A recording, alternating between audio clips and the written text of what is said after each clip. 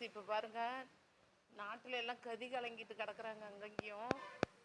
இங்கே பாருங்க, இந்த 2 நாயும் சோபாவில் சந்தோஷமாக படுத்துருக்கு பாருங்க.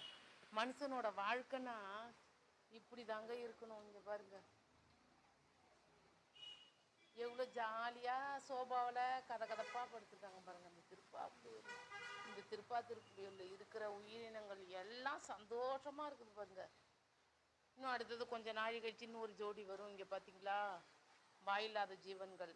இதுங்களுக்கு இருக்கிற நிம்மதி கூட மனிதனுக்கு இப்போதைக்கு இல்லை பாருங்க. எவ்வளோ சந்தோஷமாக தூங்குது பார்த்தீங்களா. சோபா சாப்பாடுலாம் ரெடியாகி சாப்பிட்டுச்சு, இப்போ சந்தோஷமாக படுத்து தூங்குது பாருங்கள். உங்கள் வீட்லேயும் இந்தமாரி விலை கொடுத்து வாங்காத தெருநாய் இருந்தால் கொஞ்சம் இந்த மழை நேரத்தில் நீங்கள் பாதுகாப்பு கொடுங்க. அது உங்களுக்கு ரொம்ப புண்ணியமாக போகும்.